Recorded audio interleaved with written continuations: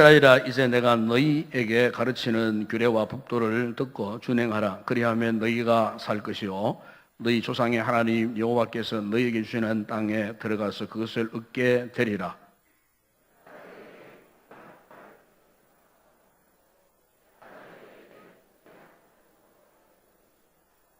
여호와께서 바알볼의 일로 말미암아 행하신 바를 너희가 눈으로 보았거니와 바알볼을 따른 모든 사람을 너희 하나님 여호와께서 너희 가운데에서 멸망시키셨으되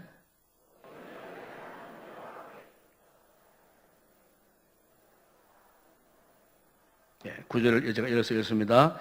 오직 너는 스스로 상가며 내 마음을 힘써 지키라. 그리하여 내가 눈으로 본 그 일을 잊어버리지 말라. 네가 생존하는 날 동안에 그 일들이 내 마음에서 떠나지 않도록 조심하라. 너는 그 일들을 내 아들과 내 자손들에게 알게 하라. 내가 호렙산에서 내 하나님 여호와 앞에 섰던 날에 여호와께서 내게 이르시기를 나에게 백성을 모으라. 내가 그들에게 내 말을 들려주어 그들이 세상에 사는 날 동안 나를 경외함을 배우게 하며 그 자녀에게 가르치게 하리라 하시매. 복제성이라는 분이 있습니다. 우리나라에. 이분은 어린 시절에 굉장히 가난한 가정에서 태어났습니다. 소위 달동네라는 곳에서 태어났습니다.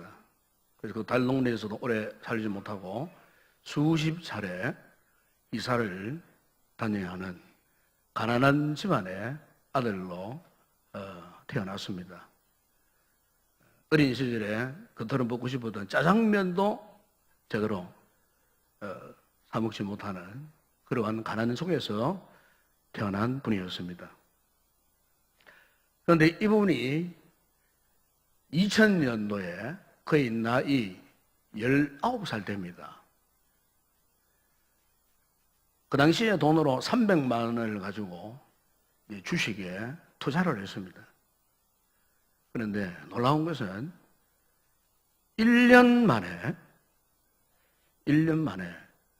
100억을 벌어들이는 아주 전설적인 인물이 되었습니다. 당시 참 세상 사람들에게 다하게 이 이름이 알려졌습니다. 그래서 방송국마다 그를 이제 초청하는 이런 이제 일들이 벌어질 정도로 그야말로 정말 기적적인 역사를 일으켰던 주식 투자의 황제라고 할 수 있을 정도로 참으로 엄청난 그런 돈을 이제 누리는 부자가 되었습니다. 이렇게 되니까 우리나라 대기업에서 이 사람을 이제 소위 애널리스트라고 이 기업 분석가입니다. 이 애널리스트로 서로 이제 영입을 하려고 스카우트 제의를 했습니다. 고액 연봉을 제시를 하고 결국 이제 어느 기업에 이 고액 연봉을 받으면서 수년 동안 이제 애널리스트로 이제 직장 생활을 해서요. 그러니까 뭐 하루아침에 돈방석에 앉은 겁니다. 젊은 나이에 그것도 23살 때의 애널리스트로 활동을 하면서 얼마나 많은 돈을 모았겠습니까?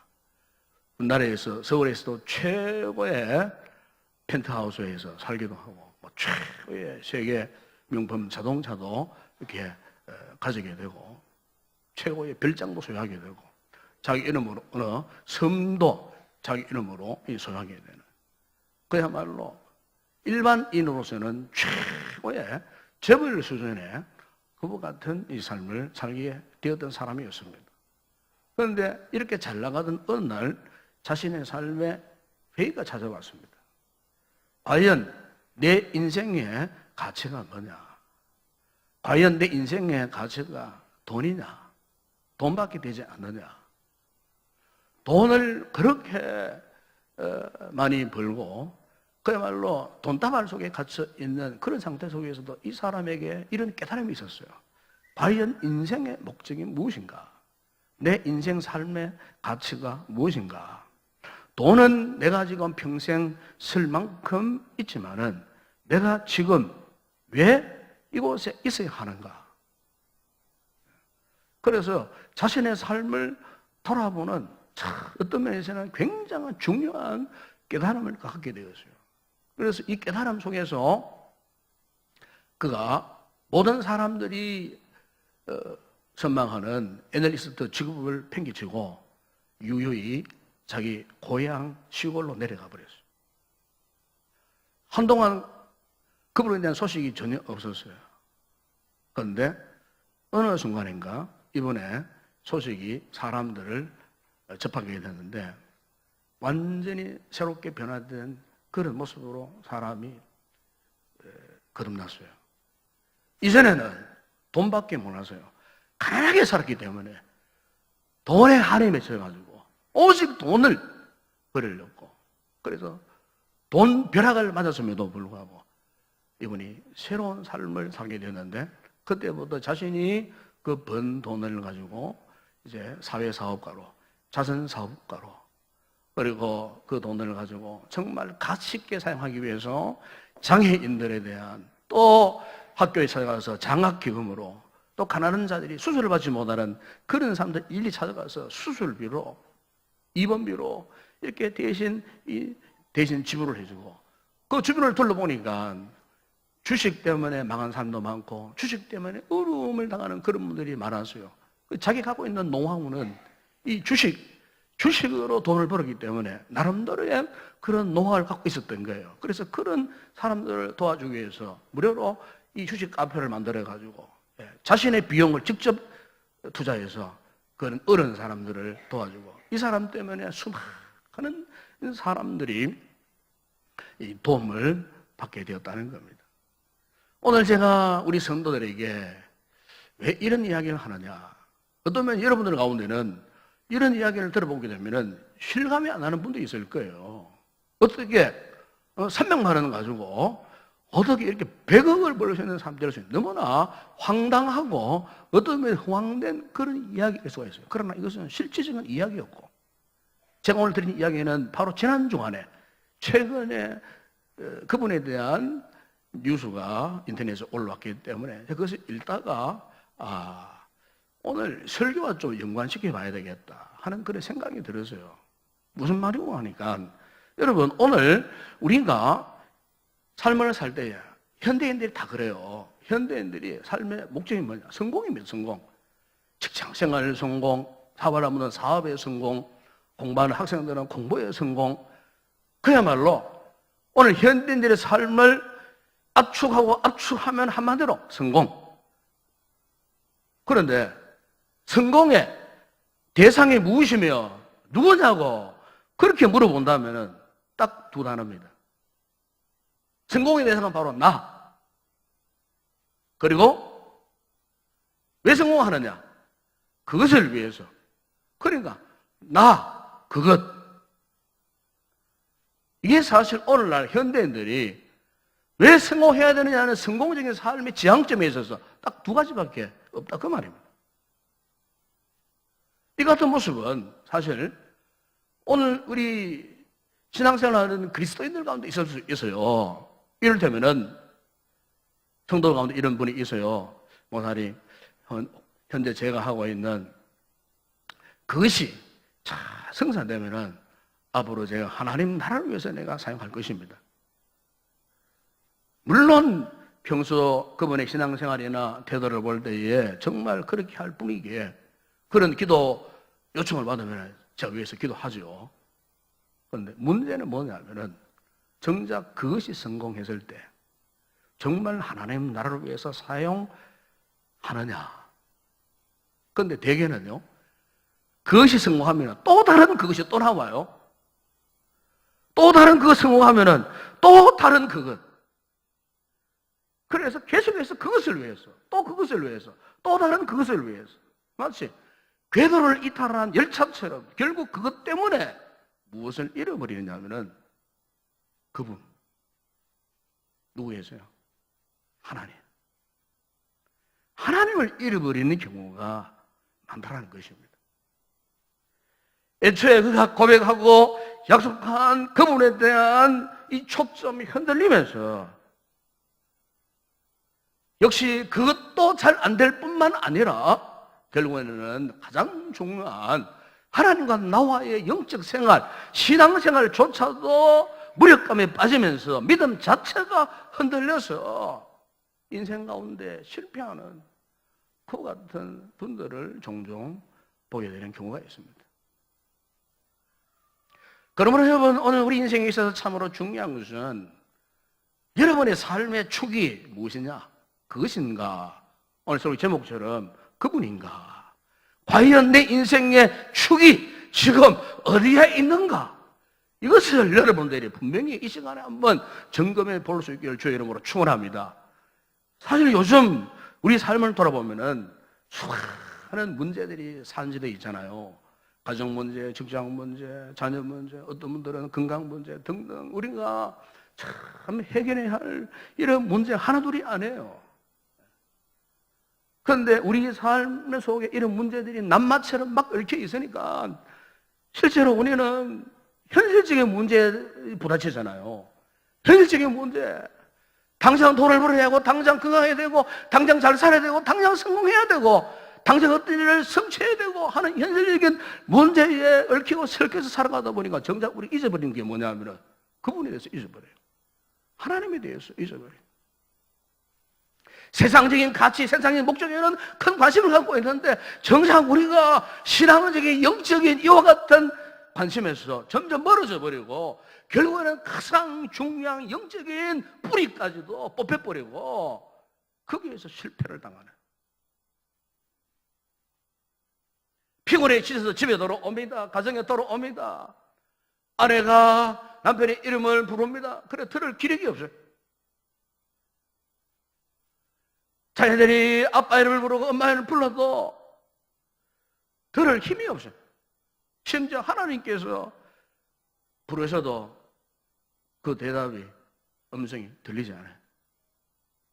아마 영적으로 깊은 수렁 속에 빠져 있는 거예요. 현실적인 문제 때문에. 그럼 왜 우리 삶이 이렇게 되어버렸을까? 아까도 말씀드렸습니다만 지금 우리 삶의 중심축이 바뀌어져 버린 거예요. 하나님, 그분이 우리 삶의 중심축이 되어야 하는데 언제부터인가? 세상에 그것이 삶의 중심축이 되어버렸다는 거예요. 그러다 보니까 우리의 삶이, 우리의 믿음이 흔들리고 침체가 일어나고 기도하는 시간이 점점 사라져버리고 상한 마음만 남은 채로 그러면서 원망, 불평만 남고, 그리고 우리의 삶의 축이 송두린 채 흔들려버려요. 방향을 잡지 못하는. 종종 이 프로 야구 선수들이 이야기를 들어보게 되면은 이 프로 야구 선수들이, 이 타자들이 이제 항상 자신이 연습하고 자신이 훈련하는 이 스윙 궤적이 있답니다. 스윙 궤적. 키가 크면 키 크고, 키 작으면 작은 대로 자기 성격 또 뭐 여러 가지 상황에 따라가고 그 선수가 추구하는 스윙 궤적이 있어요. 그래서 컨디션이 좋을 때는요, 타석에 들어서잖아요. 그래 훈련한 대로 이 스윙 궤적을 따라가고 그냥 배팅을 친다는 거예요. 치면은 안타도 나오고 뭐 홈런도 나오고 그렇게 된다는 거예요. 그런데 아무리 유능한 이 선수할지라도 평소에 연습량이 줄잖아요. 연습량이 줄면은 스스로가, 다른 사람이 볼 때는 공을 잘 쳤다 싶은데도 스스로가 볼 때는 만족감이 없다는 거예요. 왜냐하면은 평소에 자기가 지행하는 그 궤적을 따라가지고 배팅을 이렇게 휘둘러가지고 뭔가 이렇게 공을 맞춰야 되는데 뭔가 부족한 거예요. 자기가 자신을 봐도 자기가 평소에 추구하는 그 궤적을 따라 스윙을 하지 않는다는 거예요. 이것이 오래 가면 결국 선수 자신은 슬럼프에 빠진다는 거예요. 슬럼프.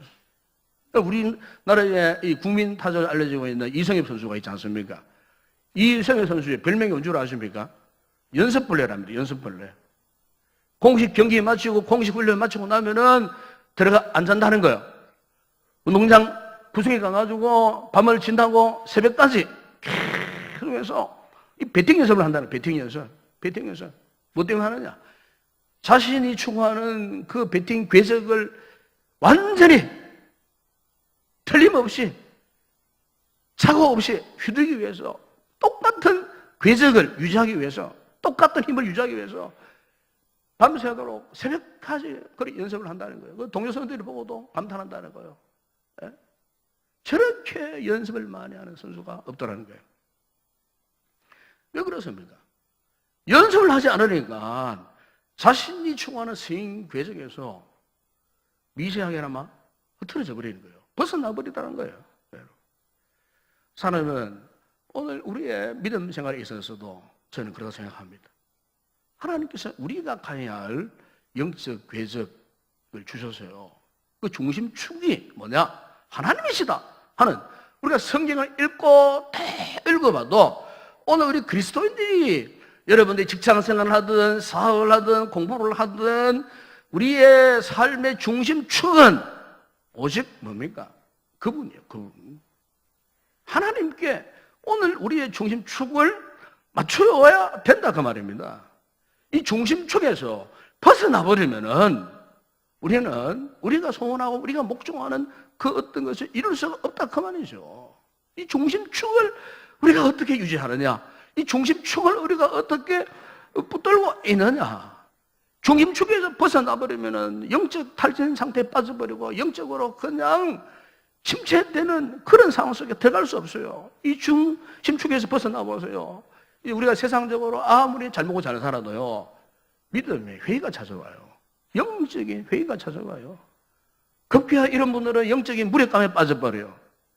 죄악이 와도 죄악을 이겨낼 수 있는 힘이 없어요. 능력이 없어요. 결국 신앙의 설렁포에 빠져가지고 그야말로 세상 사람과 똑같은 모습으로 살 수밖에 없다는 거예요. 저도 과거에 그런 경험을 한 적이 있어요. 청년 시절에. 영적인 설렁포에 하나님의 그 중심에 벗어나가지고 세상 그것을 위해서 그것이 내 인생을 도와주고 알고 거기에서 매달려가지고 한동안 얼마나 방황을 했는지 몰라요.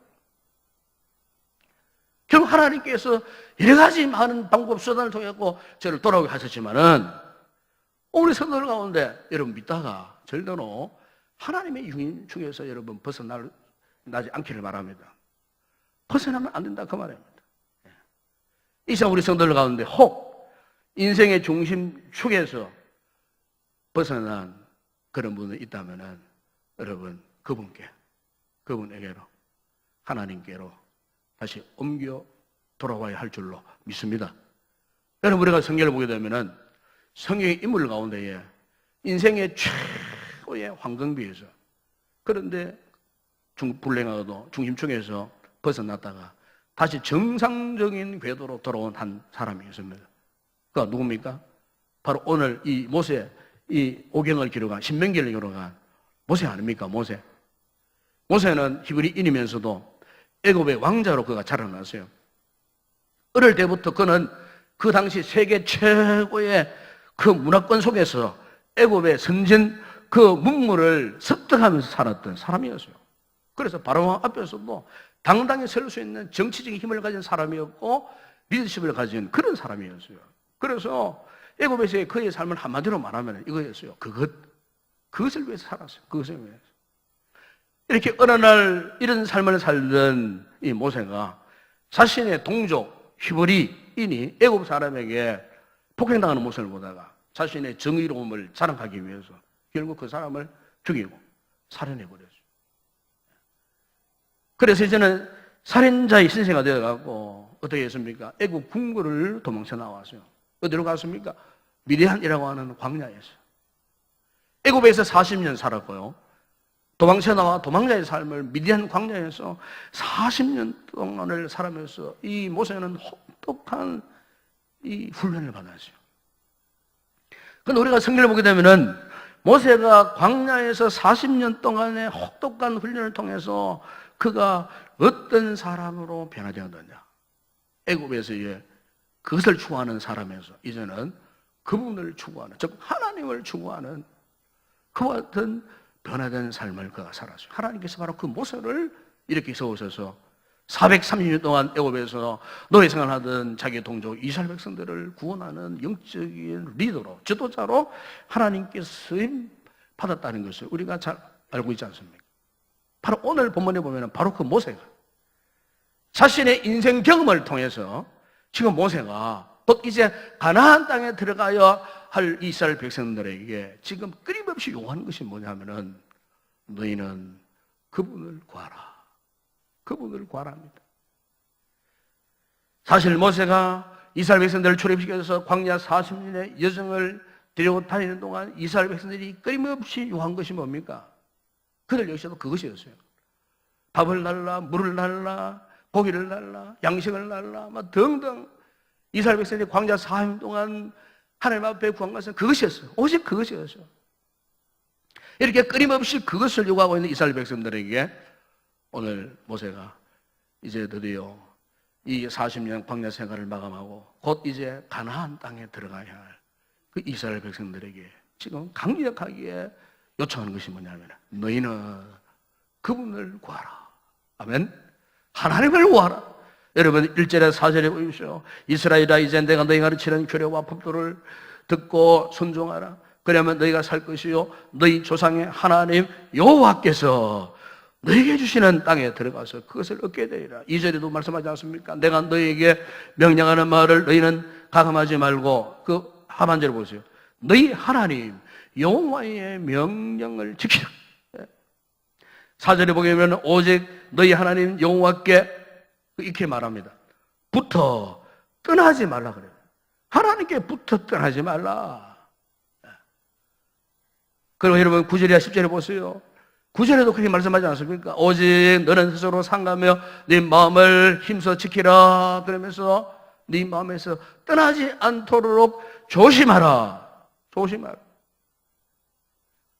10절에 보시면은 하나님을 경외함을 배우고 너뿐만 아니고 너희 자녀들에게까지도 그것을 가르쳐 지키게 하라. 사녀분, 이 말씀은요 모세가 살던 그 시대에 출애굽한 이스라엘 백성들에게만 주시는 말씀이 아니에요. 다 오늘 현대를 살아가고 있는 우리 성도들에게, 우리 그리스도인들에게 주시는 말씀이에요. 오늘 우리가 참으로 광야와 같은 이 세상의 인생을 살면서 비록 하나님께서 내가 구하는 그것을 주시지 않는다고 할지라도 우리는 무엇을 구하라고요? 그분을 구하라. 내가 기도해서 응답받고 싶은데 응답이 전처럼 오지 않습니다. 그럼에도 불구하고 흔들리지 말고 누구를 구하라고요? 그분을 구하라. 너만 그렇게 구할 것이 아니고 너희 아들들에게 너희 손자들에게 또 그걸 구하도록 하라. 이 9절 10절에 보면 그렇게 말씀하지 않습니까? 사랑 여러분, 우리가 믿음의 삶을 살아감에 있어서 참 중요한 것은요 은혜를 받는 겁니다. 은혜를 받는 것. 그런데 이 은혜를 받는 것보다 더 중요한 것은 뭐냐? 이 받은 바 은혜를 지켜가는 겁니다. 받은 바 은혜를 잘 유지해가는 겁니다. 왜냐하면 우리 사람들은요 이래요. 어려움을 당하잖아요. 어려움을 당할 때는 누구든지 간절한 마음을 가져요. 어려움을 당해보세요. 우리 성도들이 어려움 당해보세요. 눈물 흘리고 주님을 찾아나옵니다. 눈물 흘리고 기도합니다. 주님을 붙들고 도와달라고 기도합니다. 그러다가 이제 좀 편안해져 보세요. 물리적으로 복을 받아보세요. 먼저 누워있을 때는 눈물 흘리고 건강을 위해서 기도하지만 하나님 정작 건강을 주시면 그때부터 어떻게 합니까? 우리의 삶이 도도해집니다. 정작 잘 살게 되면 편안해지면 건강해지면 이미 우리 마음이 하나님에게서 멀어지는 것을 경험하게 됩니다. 결국 그 삶의 중심축이 그분에게서 그것으로 옮겨가는 이와 같은 연약한 모습을 아마 이것은 저에게도 있고 여러분들에게 있을 거예요. 그러면 여러분 하나님께서 우리에게 은혜를 베풀어 주시고 축복을 부어 주실 때에 조심해야 돼요. 우리가 잘 될 때 더욱 철저하게 하나님이 나의 인생 축이 되도록 삶의 축이 되도록 정신을 차리고 그분에게 달라붙어 있어야 돼요. 그분을 붙들고 있어야 된다 그 말입니다. 우리가 편안할 때 잘 된다 싶을 때 더욱더 우리가 하나님께 대한 영적인 감각이 살아있어야 돼요. 이와 같은 믿음의 뜨거운 의지를 갖고 우리가 그분을 붙들고 그분을 구하고 그분을 떠나면 내가 살아갈 수 없다라는 이 절명의 위기의식을 가지고 살아가야 된다 그 말입니다. 그래서 오늘 본문에 여러분 보시면은 오직 너는 스스로 삼가며 네 마음을 힘써 지켜라 그랬어요. 힘써 지키라. 그리고 잊어버리지 말라. 9절 보시면 잊어버리지 말라. 네 마음에서 떠나지 않도록 어떻게 하라고요? 조심하라. 조심하라 그랬어요. 그러니까 여러분 오늘 우리 인생의 중심축이 어떤 상황 속에서도 그것이 아니고 오직 누구에게요? 그분에게. 하나님께 고정되어 있어야 한다는 사실이에요. 이 축이 흔들려버리면 안 된다는 겁니다. 아마 여러분 잘 아시겠지만은 우리 지구가 지금 그냥 돌아가는 거 아닙니다. 우리 지구가 1년 동안 소위 말하는 공전한다 그래요. 공전. 매일 자전하고. 지구가 자전하고 지구가 공전할 때에 여러분 이 지구가요 과학적으로 설명합니다. 지구의 이 중심축이 이렇게 수직으로 안 돌아간다는 거예요. 수직으로 똑바로 이렇게 23.5도 이렇게 기울어져 돌아가는 거예요. 그래 중심축이 이렇게 이런 정도로 이렇게 사선 모양으로 이렇게 돌아간다는 거예요. 하나님께서 이 세상을 만드실 때 참 오묘하게 만드신 것 같아요. 과학적으로 설명을 합니다. 만약에 지구가 중심축을 잃어버리고 수직으로 돌아간다 했을 때는요, 이 땅에 사계절이 사라져버린다는 거예요. 사계절이. 그냥 열풍지에 뜨거운 지역이 되어버리든지 차가운 겨울이 되어버리든지. 근데 하나님께서 우리 지구를 만드실 때에 23.5도의 이 기울기로 이 지구의 중심축을 태양의 그 뜨거운 그 불꽃으로 이 지구를 보호하기 위해서 하나님께서 23.5도의 이 기울기로 이 자전축을 갖고 그렇게 이 지구가 지금도 그렇게 돌아가고 있다는 거예요. 만약 이 기울기가 변화가 일어나면은 이 땅이 지구에는 큰 무서운 재앙이 온다는 겁니다. 하나님 오늘 우리 인생에 있어서도 저는 그렇게 생각합니다. 우리 삶에 있어서 가장 행복한 순간이 언제이겠습니까? 우리 성도들의 삶이 하나님이 내 인생의 중심축이 되어질 때, 그분이 내 삶의 중심이 되어질 때, 그분을 내 인생의 중심축으로 믿고, 그리고 그분을 따라 순종하며 살아갈 때, 여러분, 그때가 우리 믿음의 성도들의 삶이 가장 안전하고 가장 행복한 순간인 줄로 믿습니다. 우리가 다니엘서 3장에 보시면은 거기에 다니엘의 세 친구 사드락 메삭 아벳느고가 나오잖아요. 너만 살 세상 앞에 절을 하지 않고 거부하는 결과 붙들려 갔어요. 그 왕 앞에 붙들려 갔어요. 그건도 평소보다 7만원 뜨거운 그 풀물 속에 곧 이제는 던짐을 당할 그런 시점이었어요. 지금이라도 늦지 않았으니까 너희들이 내 앞에 내 세상 앞에 절을 하면 살려주겠다고 했을 때에 이 사드락 메삭 아벳느고가 어떤 고백을 했습니까? 만약 하나님께서 이 불문불 속에서 우리를 그렇게 건져 주시지 아니할지라도, 그러니까 이 세 친구들은 그런 위기 앞에서 생사의 기로 앞에서도 하나님을 향한 그 중심축이 변함이 없었어요. 그들의 생과 사를 정하는 분은 하나님이라는 사실을 분명히 알았다 그 말입니다. 여러분 결국 어떠했습니까? 불문불에 던짐을 받았지만은 어떠했어요? 그들의 머리털 하나도 상함을 입지 않고 그냥 그 불꽃 가운데서 살아남았던 그와 같은 놀라운 역사를 우리가 거기에서 볼 수가 있지 않았겠습니까? 자녀 여러분, 오늘 우리도 그렇습니다. 요즘 우리 삶이 정말 힘들잖아요. 각박하잖아요. 정말 모든 일들이 정말 우리로 하여금 옥죄고 힘들게 하고 괴롭게 하고 고통스럽게 하는 이와 같은 상황 속에 있지만은 자녀 여러분, 우리가 변치 말아야 할 것은 우리의 삶의 중심축, 믿음의 중심축, 오직 그분께 맞추어져야 할 줄로 믿습니다. 흔들리지 마시기 바랍니다. 이것이 오늘 우리의 믿음이 되어야 할 줄로 믿습니다. 요한복음 15장 5절에 주님께서 말씀하지 않았습니까? 나는 포도나무의 너희는 가지라. 그가 내 안에 내가 그 안에 거하면 사람의 열매를 많이 맺나니 나를 따라서는 너희가 아무것도 할 수 없습니다. 주님을 떠나면 우리는 아무것도 할 수 없어요. 너희가 내 안에 거하고 내 말이 나에 거하면 무엇인지 원하는 대로 구하라. 그러면 이루리라. 무슨 말씀입니까? 오늘 우리의 삶의 축이 절대로 예수 그리스도께로부터 이탈되지 않아야 된다는 거예요. 우리의 삶의 목적이 그것이 아니고 그분께 초점을 맞추어라. 바로 그분을 바라보며 살아. 그래야 할 때 마침내 우리 인생을 새로운 판으로 옮겨 놓으시는 하나님의 놀라운 은총과 축복을 맛보게 될 것입니다. 이 믿음으로 이 한 주간 여러분 승리하는 복된 성을 되기를 주의 이름으로 축원합니다. 기도하겠습니다. 우리 아버지 하나님 감사합니다. 우리의 잘못된 인생의 축을 오늘 말씀을 통해 고정할 수 있는 귀한 은혜의 시간을 허락해 주신 것 감사를 드립니다.